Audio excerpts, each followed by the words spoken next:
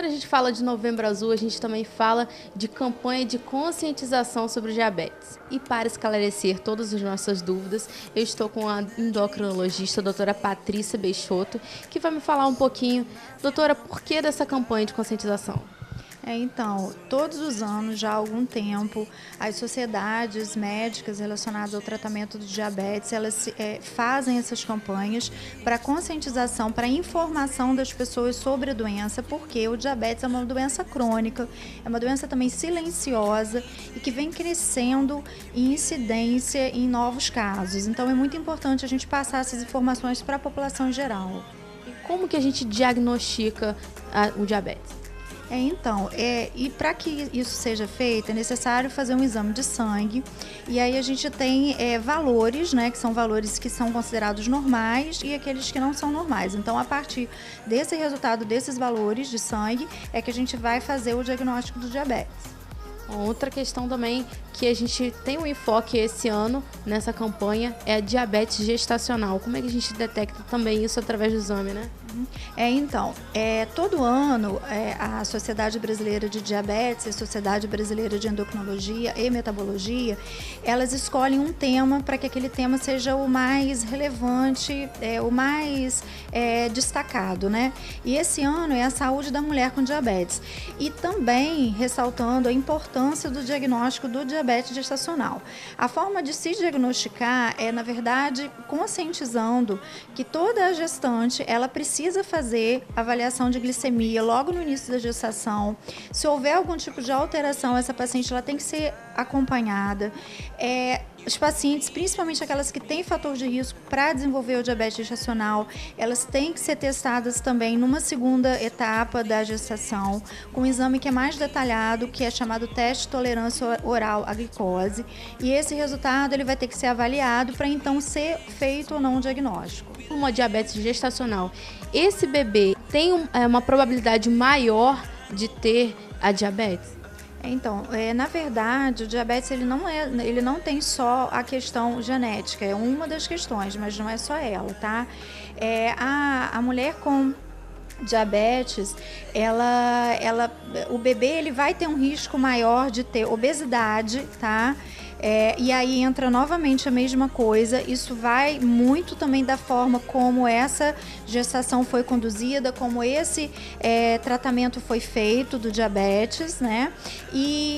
Mas essa criança, principalmente em situações em que o controle não foi adequado, há um risco maior de obesidade e também no futuro, quando adulto, de diabetes. Outra questão também que nos preocupa é a hiperglicemia e a hipoglicemia. E qual a diferença e como que a gente trata? Essas preocupações são preocupações relacionadas ao paciente que já tem diabetes, né? Então, são preocupações que surgem, de fato, durante o tratamento do paciente. A hipoglicemia é uma situação em que a glicemia, né, a glicose no sangue, ela fica abaixo do desejável. A gente tem um ponto de corte que seria de 50, mas, na verdade, isso acaba variando até de acordo com o paciente. Mas é uma situação em que, realmente, essa glicemia ela fica bem abaixo do ideal, do adequado. E o diagnóstico, ele, na verdade, vai ser feito através dos sintomas que o paciente apresenta, tá? Inicialmente, esse paciente ele começa a ter alguns sintomas como tremores, coração acelerado, uma sensação de fome, fraqueza. Em seguida, se isso não for tratado, ele pode até mesmo perder consciência. Mas aí entra também uma outra coisa. Durante o tratamento do diabetes, a gente tem que estar fazendo escolhas em relação a medicamentos e também tendo o paciente participando ativamente do tratamento para que a gente evite o máximo que essas hipoglicemias aconteçam. E, além disso, esse paciente ele tem que estar sendo sempre bem orientado, a família também, para caso aconteça algum episódio de hipoglicemia, ele percebendo esses primeiros sintomas, ele já tomar as medidas adequadas, tá? E essas medidas são medidas específicas que a gente orienta de acordo com o paciente também. Quais são os tipos de diabetes, doutora, e como que a gente trata cada um deles? A gente pode estar... Na verdade, existem mais de 2 tipos, mas falando assim, dos mais comuns e mais conhecidos também, a gente tem o diabetes tipo 1 e o diabetes tipo 2. No caso do diabetes tipo 1, o tratamento ele é com insulina. Por quê? Porque é uma situação em que você tem um desenvolvimento de anticorpos contra o pâncreas e por conta disso o pâncreas ele não consegue produzir e secretar insulina. Então é necessário que o paciente já desde o início do tratamento utilize insulina, tá? No caso do diabetes tipo 2, que está muito relacionado com obesidade, com sobrepeso, sedentarismo, idade, o tratamento, ele não vai ser só, a gente tem que enfatizar muito para o paciente que o tratamento não vai ser só medicamentoso, que é fundamental que esse paciente adote mudanças no estilo de vida em relação a ter uma alimentação equilibrada, em relação a fazer exercícios físicos de forma regular e, além disso, a gente também vai estar utilizando medicamentos que são usados por via oral. Em relação a medicamentos, a gente tem várias opções, a gente tem hoje muito mais opções de medicamentos que agem em diferentes pontos que estão alterados no diabetes, tá? E em algumas situações, o paciente também, mesmo tendo diabetes tipo 2, ele também passa a ter necessidade de usar insulina. Um dos tratamentos é a insulina, né? E ela causa dependência?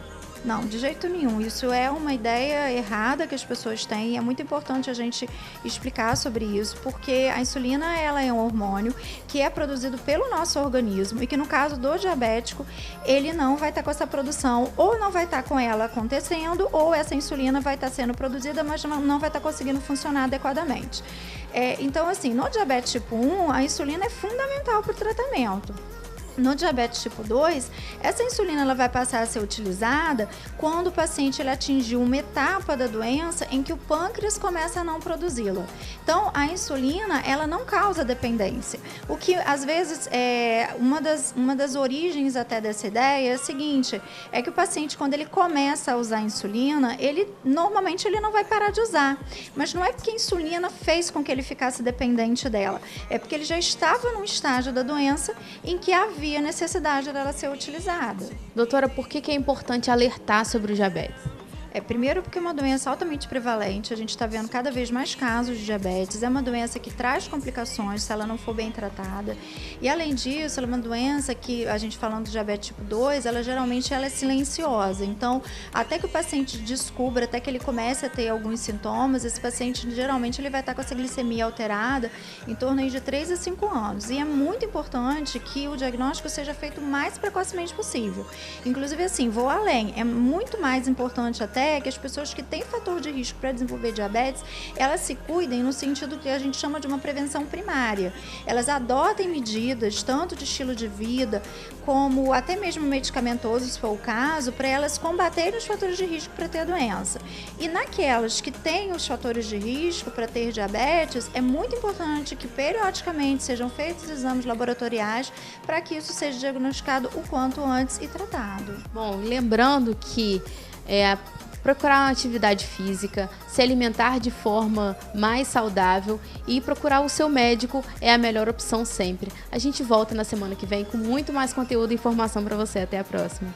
No programa de hoje a gente deu muitas explicações que são extremamente importantes para a sua saúde, mas nenhuma delas substitui uma consulta médica, então procure o especialista. Vocês gostaram do programa? Confira esse e outros através do nosso canal no YouTube e confira muito mais nas nossas redes sociais. A sua opinião é muito importante para nós. A gente volta na próxima semana com muito mais informação para você. Até a próxima. Tchau!